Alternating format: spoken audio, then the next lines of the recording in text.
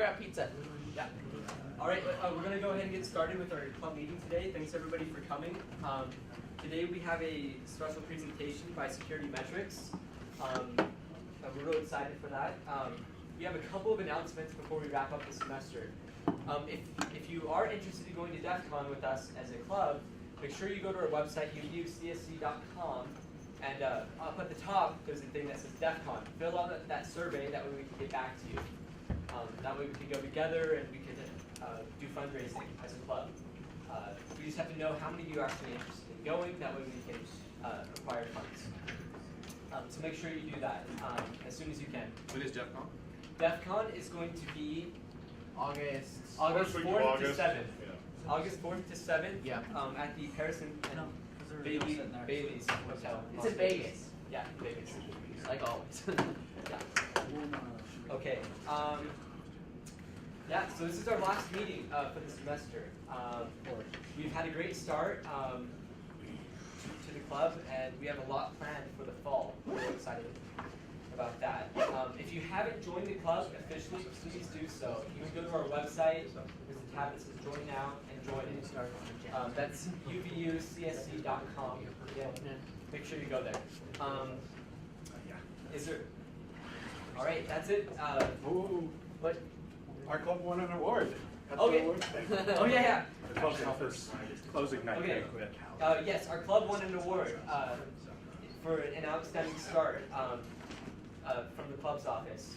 We've had a great start to a club. We went from 0 to like 50 something, which is better than most clubs. So that's pretty sweet. So they gave us this piece of glass. Here it is, our award. Yay. This is a direct result of all you guys coming out to events like these and participating in the club. So please keep coming out and let's get Club Excellence Award, Club of the Year Award next year, something like that. And it's especially thanks to these guys right here, our president Austin and our CTF captain Mike. And they are the founders of the club, along with our great advisor Robert and Chris. Oh, He's coming in. am I forgetting anybody? Chris, Zach. Chris, Zach. And Anyway. you. And you. That's all I have left to say, but good work, you guys. Thank you.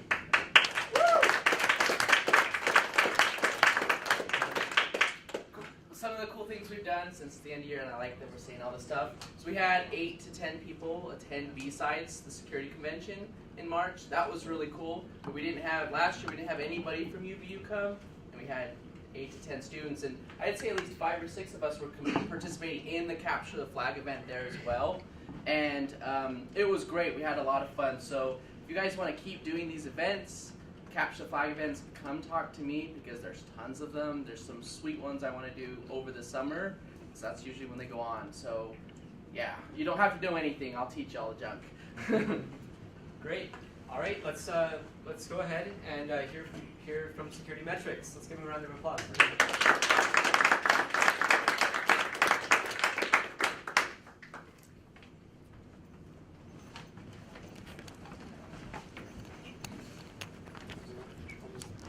going to go. Just needs to click on and you can close your mouse to this.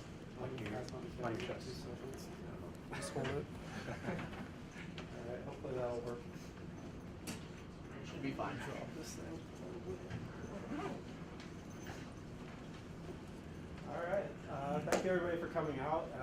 As it's been stated, we're from Security Metrics. Some of you may have heard of our company. We're actually a local company. We're just down the road in North Orem, on the 600 North exit. I'll get into our company just a little bit more. Kevin has prepared a great presentation. He has an interactive part of it.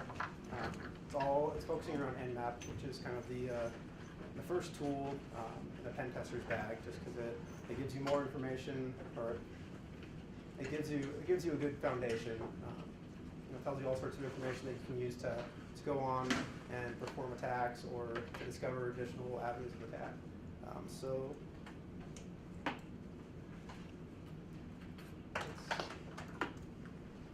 We have a Kali VM for them, or do you guys all have a Kali or activate a Kali? Yeah, most of us have Kali booted up. All right, you guys are up and ready to go. Does anyone need a USB boot, Callie? Okay. A couple people. All right, so yeah, for the interactive part, we're going to be using Kali. So I see people with hands up. So just go ahead and get Kali booted up.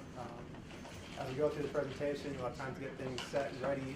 But we want you to be able to interact and participate when we get to that point.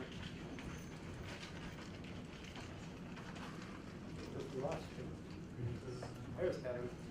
All right.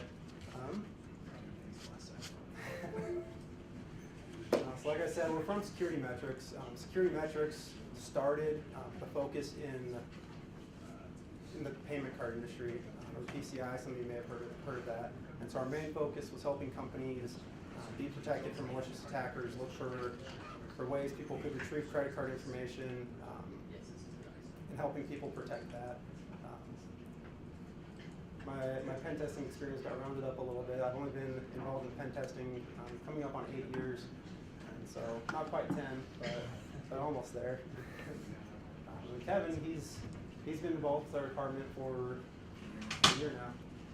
So he just graduated last year and got involved, and he's been doing a stellar job. So pretty excited to have him on board with us. That's all I have. Little exchange here. So I'm sure the majority of you know NMAP pretty well, and at least what it does, and are kind of familiar with the purpose of it.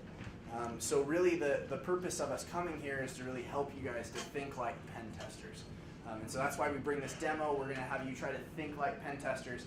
And to scan this machine that we have. And so we want to have a foundation first for those that don't have that foundation. What is NMAP? So NMAP does a variety of things. It has host discovery, port scanning, service versioning, OS detection, vulnerability scanning, firewall evasion, and spoofing. So I mean, it does everything. The majority of people don't understand how powerful NMAP actually is. And so we're here to help you understand. So question for you guys, how many TCP ports does a machine have? Because obviously, if we're going to be scanning a machine, we need to know how many ports we're targeting. 65,636. Much more. What was that? 65,636, or something like that. Yeah. 35. Yeah. 35. 65535. Perfect. And so they have both 65535 TCP and UDP ports. So we will need to understand the difference between TCP and UDP. So TCP, it's a connection-oriented protocol. It's ordered, so if something gets forgotten, it sends another one later. The protocol says, hey, I missed this packet. It says, oh, shoot, I'll send that too. And so that way you're able to match everything up well. And it's very, very, very heavyweight. This is what we use for SSH, FTP, HTTP, HTTPS.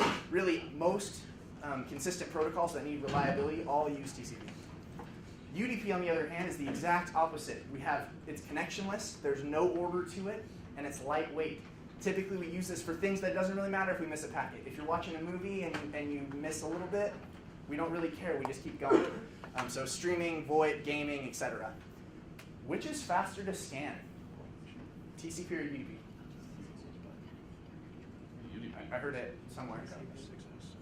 UDP. 50-50. No, not UDP. TCP. Why?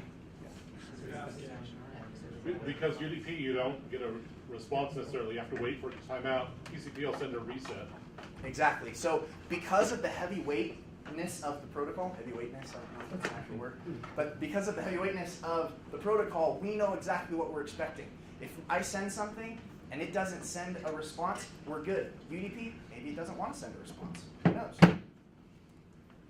So we want to understand the difference between TCP and UDP actually on the command line, because we're going to be doing some real stuff, right? So TCP, we're looking at that flag SS, which that is a SYN scan. We'll get more into the different types of TCP scans, but that's kind of a regular SYN scan. And see right there we have our ports, -P, which gives us the 1 to 65535.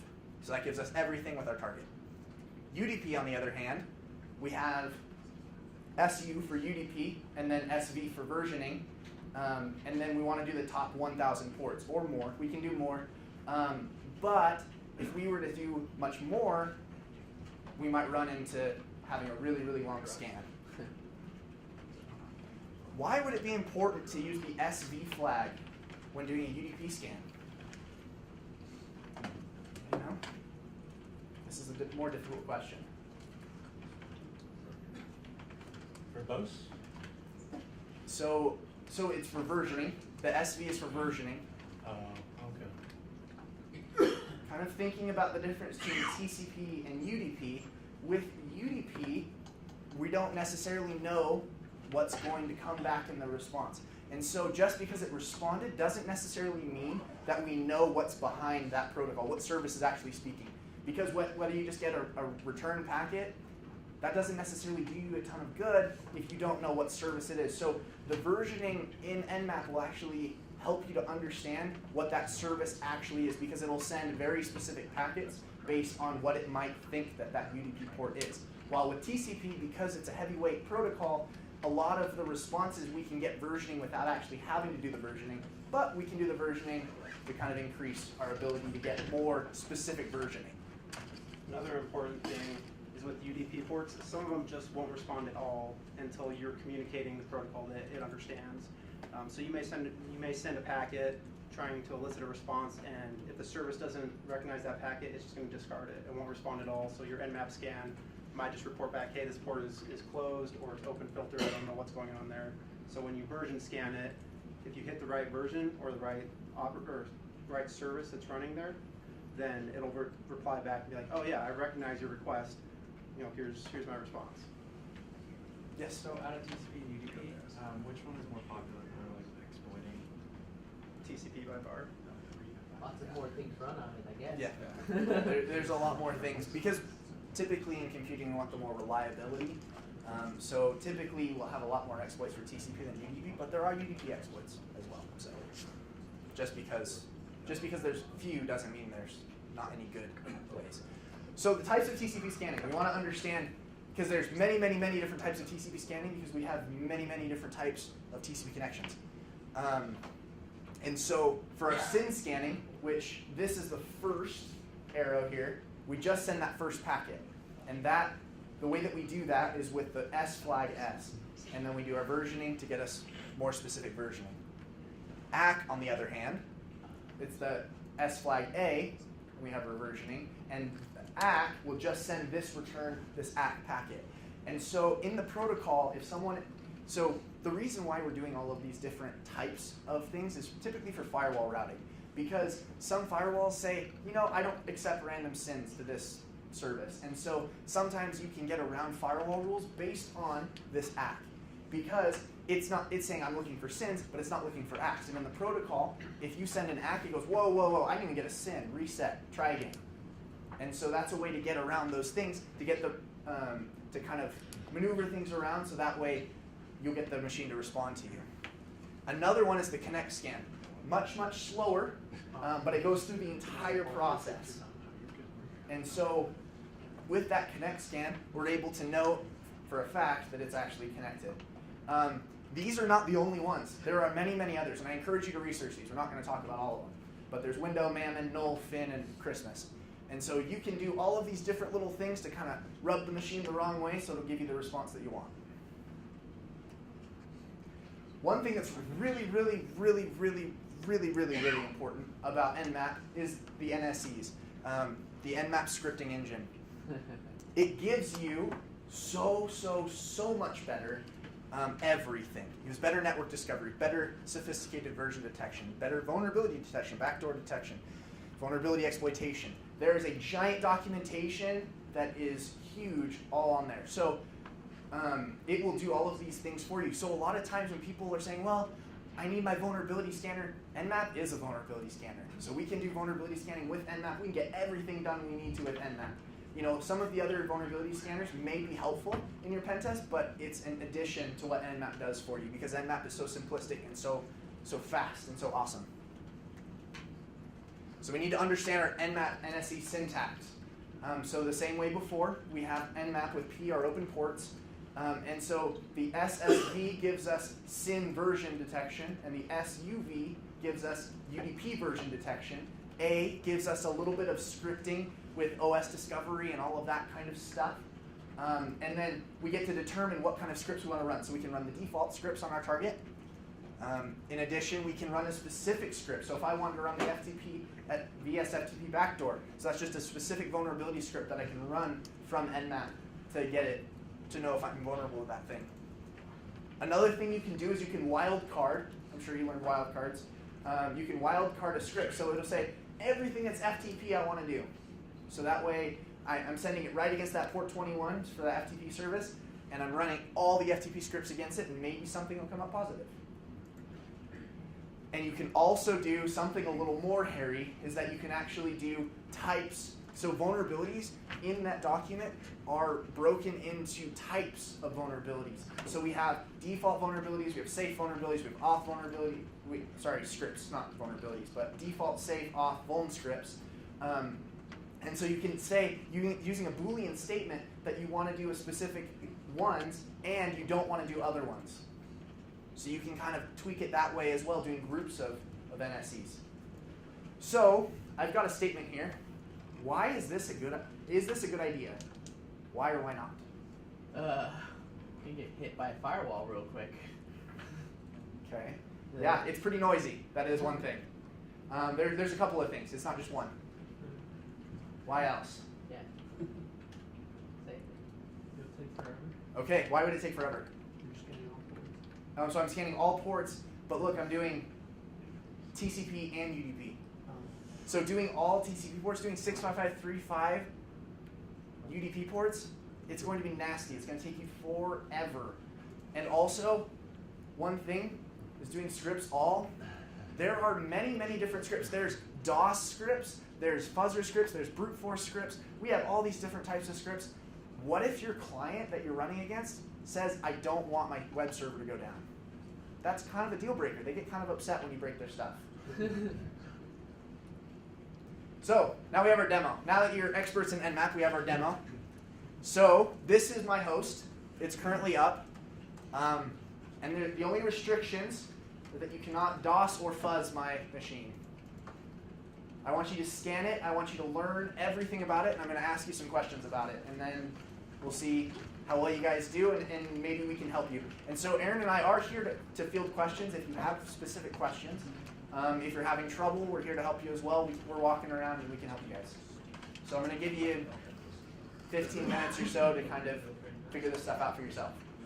And remember, there is documentation. If you go to the Nmap site, there's many, many, many document pages for you to figure out if maybe you were sleeping during the beginning of it, or if there's other things that you want to run, because we only scratch the surface of Nmap.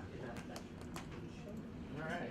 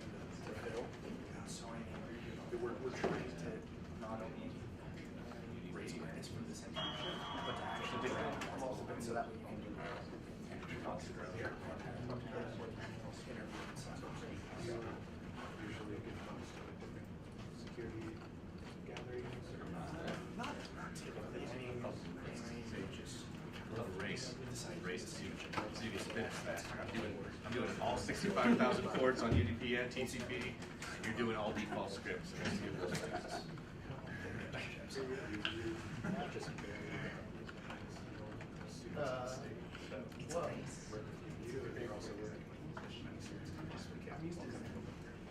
Yeah. But I like in that, okay.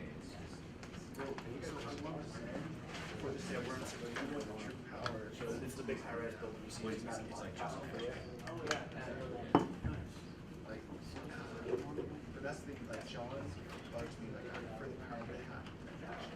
we did, well, not if we brought the job listing and they'll be able to download it as well, because I'm hosting it from my server. So I just put up a simple Python assemblation server, and they're able to just download it from my server. No, it's not. No, it's not. But we could have done that. You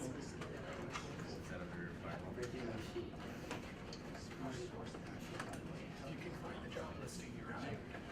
Yeah, it's fine. Yeah, I mean, this should be very well.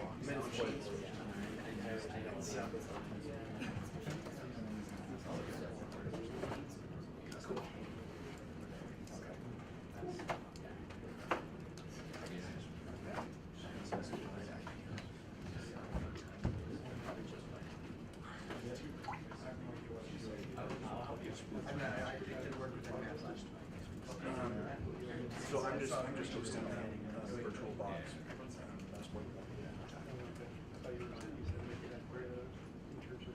Oh, I do have that as well. So it's just on my machine.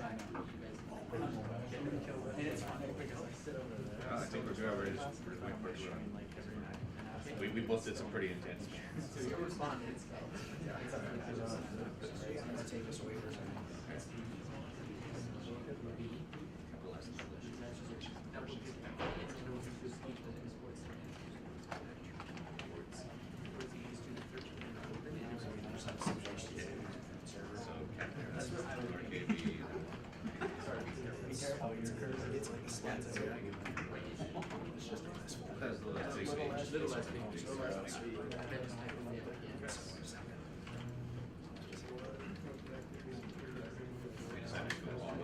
No, I'm Yeah. sorry. Yeah, don't go all in. They give you some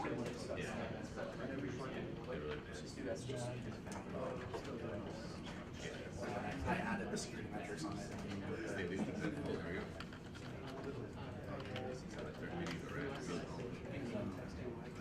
Be an option for them. Oh, so we're actually hosting it on the attack now.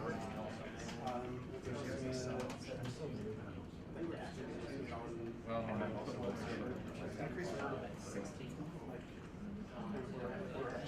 right here. I can trace all packet centers.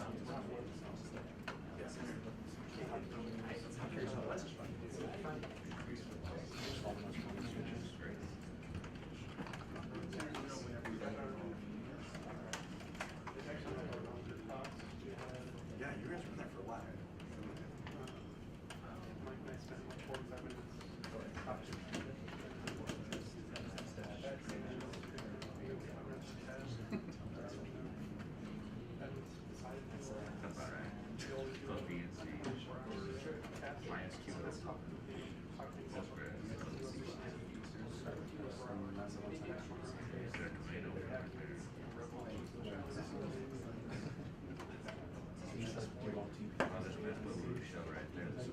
People don't seem very sure.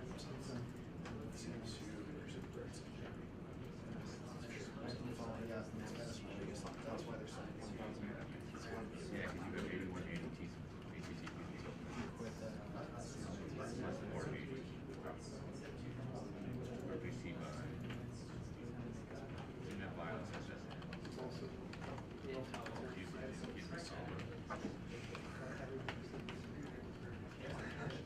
You know, they just found an exploit on that, right?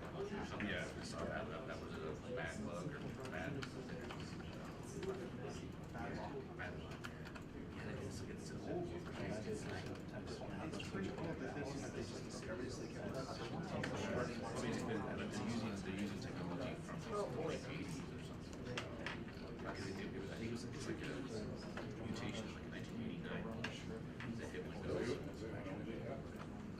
I know. Does anybody own the box yet? Own it? Are we supposed to? Yeah. Oh. You voted already? You're to scan it. We want you to scan it, and if you can own it, own it. It's metasploitable. Well, that's what I was gonna ask. Oh, Yeah, because I saw the first service and I was like, oh. So. It's metasploitable in a sandbox. You can literally tell them that to run that. Yeah, well, when I saw the VSF3D space, I was like, oh, yeah. You didn't even change the password. That is a vulnerability. If you've been at 3,700 and you don't own this box, I'm gonna revoke your grade. Anybody who's been at 3,700 has seen me do this one. Yes. Yep. Well, I mean, there's like 30 different ways to do it. So. Yeah, they've seen multiple ones. So. That's next semester. Yeah. Well, then you should get an A next semester. Right? That's the idea.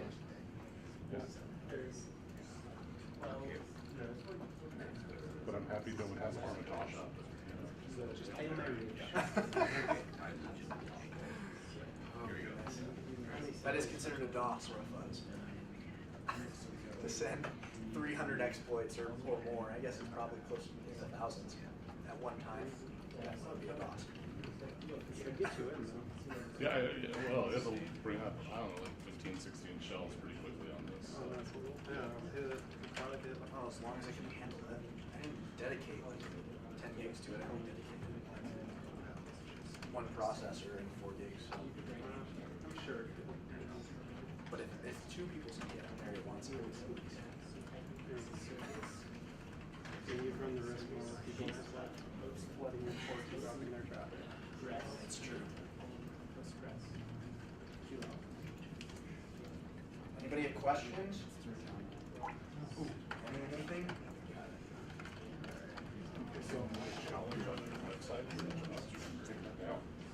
We took that challenge down, I know. We still do the challenge thing, but it's more of an in-house thing. So when we bring mechanics in-house, we go through Because I tried to show somebody that this a few months ago and it was just gone. This is cool. I'm like, even if you don't want to work here, start going through this challenge. It's actually going to make an appearance again. That's going to be the challenge potential interns have to tackle. So we're just trying to get everything. Well, first our job, or our first focus was just get the internship program going. Now we got that set. We're trying to Gary's kind of our boss in some way. Like, yeah, he's who our manager reports to. But he doesn't like. But he's kind of abstracted to us. Okay. But at some point we're trying to get pen testers to like actually own boxes and all that report about it, but we just haven't really pushed that further yet. It's kind of floating in the process. Yeah, if you want to do me a favor, you can mention how important the report writing is. That's actually our internship challenge. The main focus of it is handling. We're actually providing just a bunch of raw results for Metasploitable, and then the challenge is for them to write a report. They can either use our just raw results or download it and do their own testing, but give us something that represents their interpretation. Being able to pick out what's important, what's not, to group things together that are the same. That's what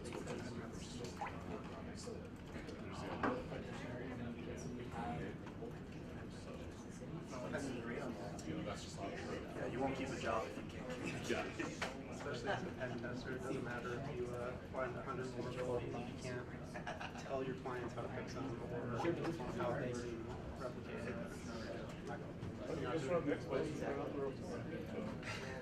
There are a lot of firms that Slap your company logo on the top. I've actually seen a lot of reports. People have done that.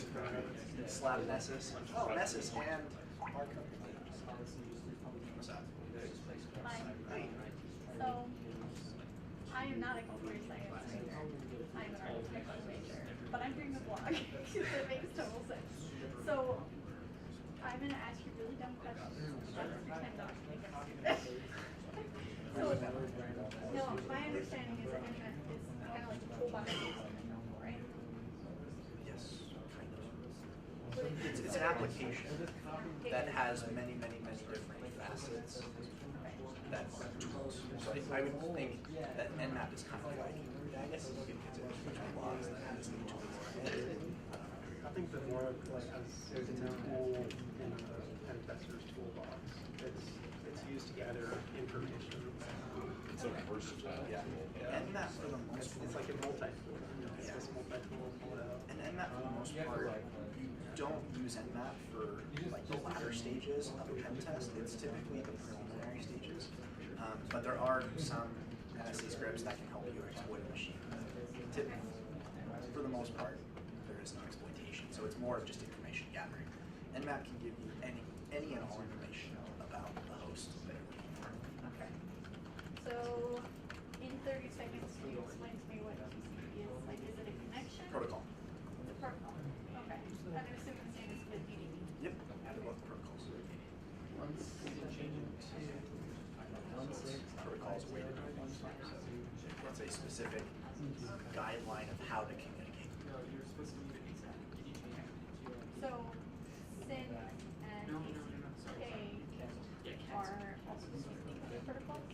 It's part of the way TCP communicates. Okay. It follows an ordered set of instructions of how it's going to communicate. So it'll say SYN, and then the computer says yeah. It's kind of like if people communicate. I say hi. Okay, gotcha. So you go away.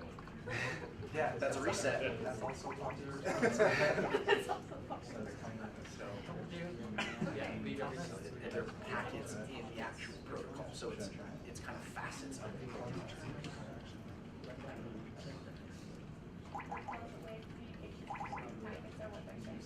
Exactly. And then NSC, I know I'm being right now, but what is that? Scripting engine. Scripting engine. I have a big purple book in my office. It has everything you want to know about this. Probably more. More than I want to know. Which, is it just Nmap book itself? And that with the big eye. Yeah, that one. I haven't actually gone through it.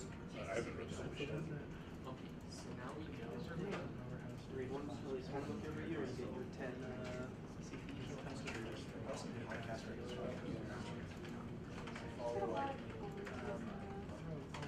Follow Risky Business and Security Week and Social Engineering Podcast. We're doing that for you guys. Pretty busy because it's an hour a piece, so it's once a week per listener. So I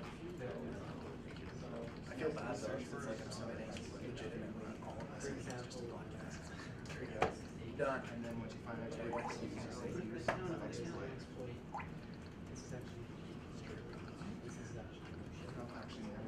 I've normally gone with one book, I'll present it at a conference,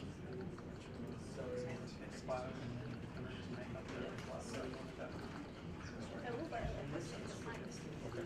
did that answer all your questions? I can read it. So, yeah.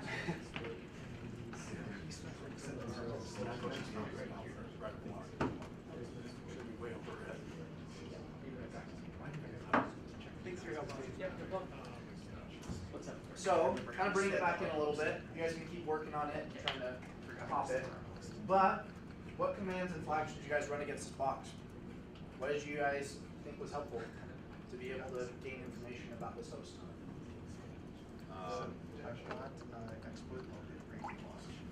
Running just a regular scan, like listed all the ports of everything that was open. That was pretty nice.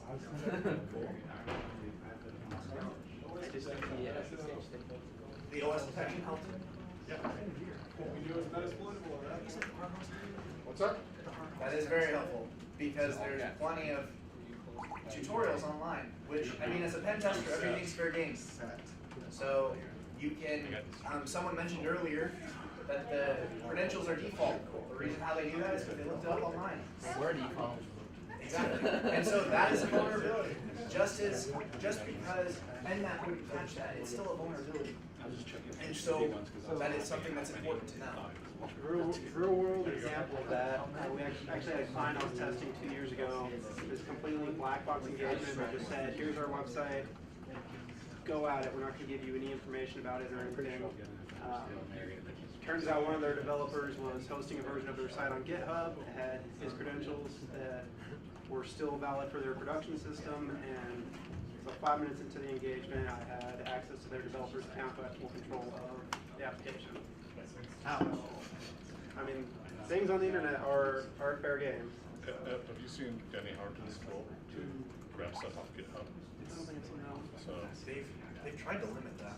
They won't let you spider GitHub anymore. So But I don't know I'm not that- sure if there's a way around it, but they tried to keep you from spidering GitHub. Because you can't do a GitHub search anymore.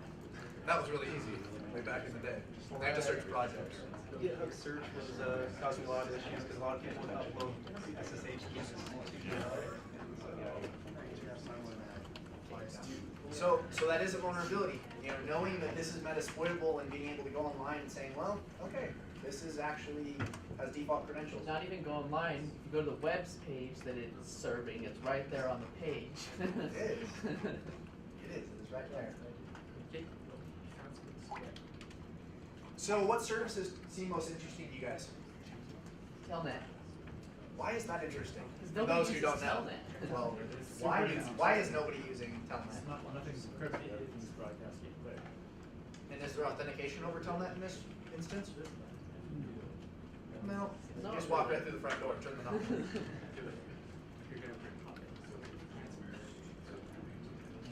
Other services. 445. Why was 445 interesting? Oh, thank you.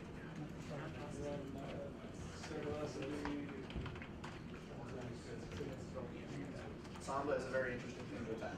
That's true. Bad lock. Bad lock. What's that? Bad lock. Bad lock. Bad lock? Bad lock is it too. Yeah, but still. Any other Worse things you guys found interesting?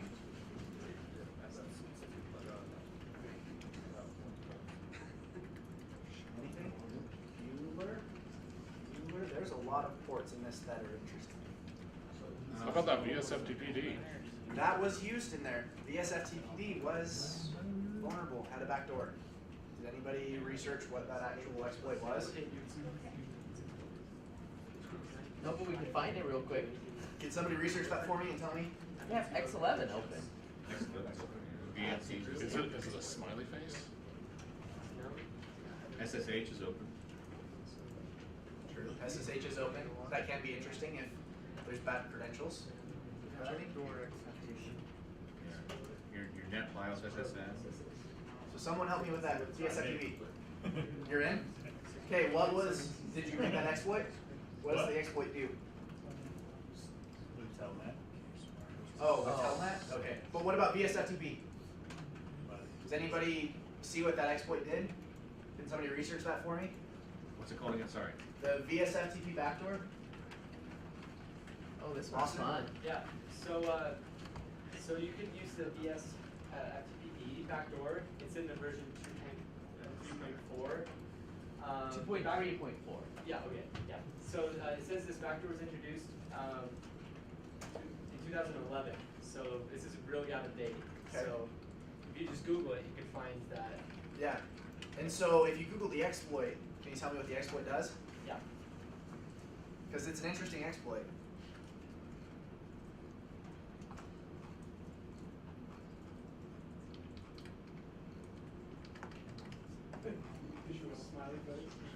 There it is. Very good. So what the exploit is someone put in the developer code that if they put a smiley face in the username, it opens a port, a Telnet port, on a different port. I don't remember what the port is. It's like 4,000 something of that nature. And it just opens a Telnet port, and then you can just walk right through the door on 4,000. Kind of interesting. Wonder how that showed up. Someone put it in the code. So, can you group any of these vulnerabilities together? Because as a pen tester, it's not only important to find things and pop them, but to actually be able to group certain vulnerabilities together to know which goes in this bucket, which goes in that bucket, because you need to report these things. Just as important as it is to find these things, you need to report them to whoever it is, whether it's a developer or the guy in charge, the CEO, all of that stuff. So can you group any of these vulnerabilities that you found in your scanning together? I imagine you can group a lot of the out-of-date software together, like VSFTP and all the other ones. You can also group. Why would you group out-of-date software together? Then you're right, by the way. But why? Because they can all be fixed by doing the same thing. Exactly. Exactly. So that is something that's important, because if you can pop an FTP service multiple different ways, that's fine, but you don't want to report multiple vulnerabilities because it confuses the customer. So it's important that if you have multiple FTP vulnerabilities, you want to report them all together because it's an outdated software. All they have to do for the remediation, update the stupid thing. It's been 2011. Yeah. You can also, I guess, find things that are running that shouldn't be. Like, I guess Telnet is one of them. So, did you own the box? What ways, other than the ways that have been previously mentioned, has anybody else owned the box other ways? Other than the VSFTP and Telnet and that kind of stuff? I got credit card numbers from the MySQL database. Very good. How'd you find that? Connected to the MySQL the databases, like look at the tables and found all the credit card numbers. Okay. So you found the user for the MySQL database? It didn't require a user. Oh, okay. Easy. Cool. Do you have any questions? We're pretty much done here for the most part. Well, Any what's questions the about this coolest box? way to exploit box? Every way you get in is cool. Okay, what's your favorite? I guess the VSFTP is probably The it. VSFTP is one of my favorites, just because the exploit is pretty funny. So, Smiley face. but for the most part, I mean, any way you get in and able to own the box is a fun one. So we're hiring. This is why actually we're here. We're not just here to give you pizza and to train you, but we're actually here to train you so that we could potentially give you an internship position. So we're looking for scan team interns. This is a full-time position. It's paid hourly. We're looking for about a 3-month internship over the summer. And we are planning on doing this in the future as well. If you want a copy of this, go to that webpage. You can keep one for yourself. This is actually my box. Don't try to exploit it because there's no way.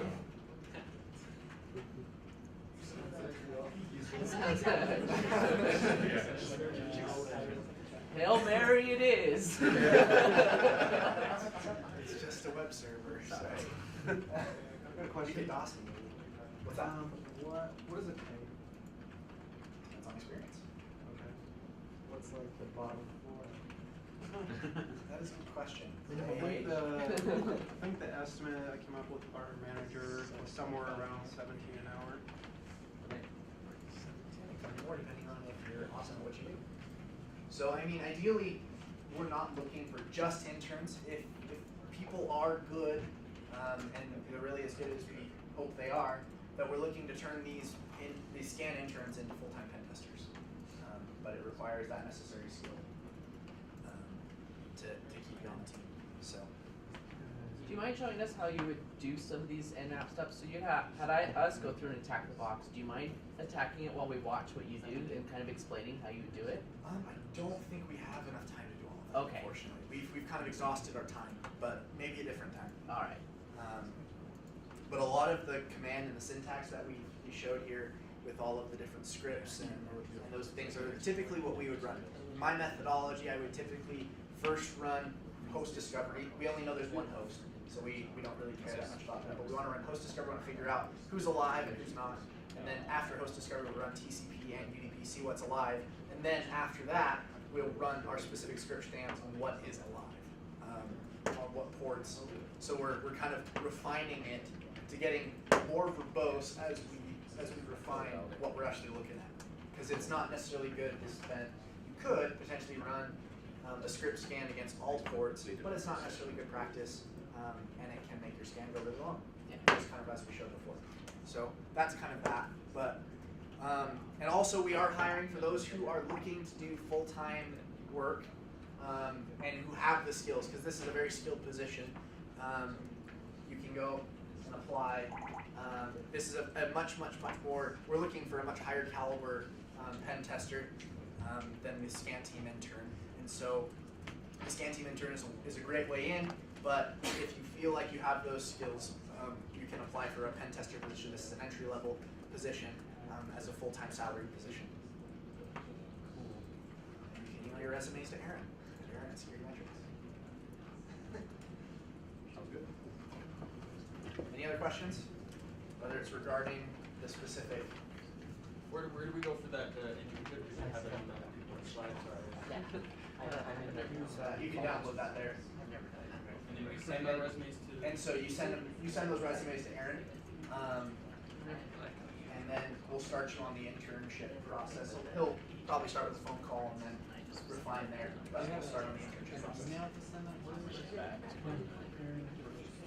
So it's on the bottom of this, on the bottom of the PDF, and it's also this slide. Yay! Yeah, I thought that we were downloading that slide. No. Well, you are downloading that slide, but there's at the bottom of it, it says email resumes to Aaron. So kind of a two-edged sword there. There's some posts I can just right on the board. Yes, sure, whatever.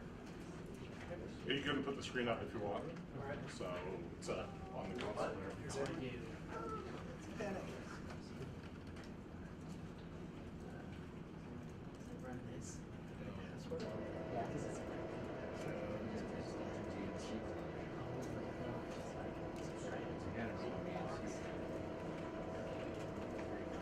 cool.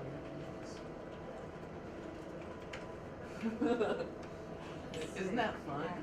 Through a. So when I was over there texting, I wasn't trying to be rude. I was talking with the guys on our team who was trying to get the internship bound up with you guys. So we should have the challenge for interns up at careers, and test, and run out space. And bonus. Security vector I X. can never do Yeah. that. We'll have to drop down. Securitymetrics.com. And then it's /files /interns.tar.gz. And inside. First challenge is unwrap the Yeah. bar. Yeah. That's what I was just gonna say. First challenge is successfully type in the URL. Yeah, inside that compressed file, it'll have all the information about the internship. It'll have a description of what the challenge is, as well as sample files. It's output from different tools that we run in our department. And the core of the challenge is actually to have you generate a report about the next local box. Essentially your chance to show us how you would approach pen testing, or how you would handle results in a bunch of just jargon and technical mumbo jumbo that comes back to you. You successfully communicate that back to potentially a non-technical person who would receive a copy of your report. Supposedly, that's up right now. That's what he was texting me. Yeah, I got it. Did you get it? Yeah, you can. I'm not gonna say much, but you can't get it through a web browser. I'm not saying you can't get it through a web browser. It's up there though. That's where you're, It's supposed there. to get it. So, all right. Plus I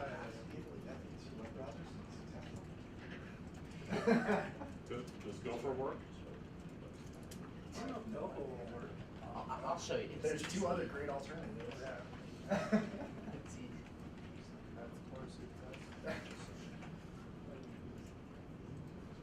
It's all a test.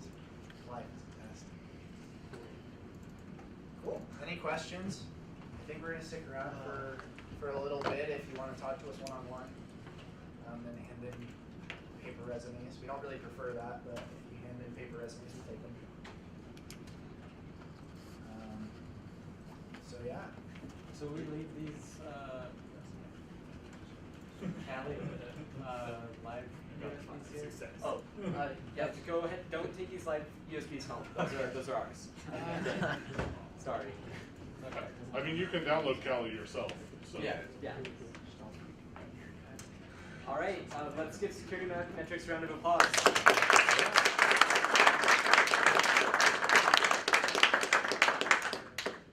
All right, thank you everybody for coming. You can stick around, try this challenge, or you guys can head out. Thanks again for coming.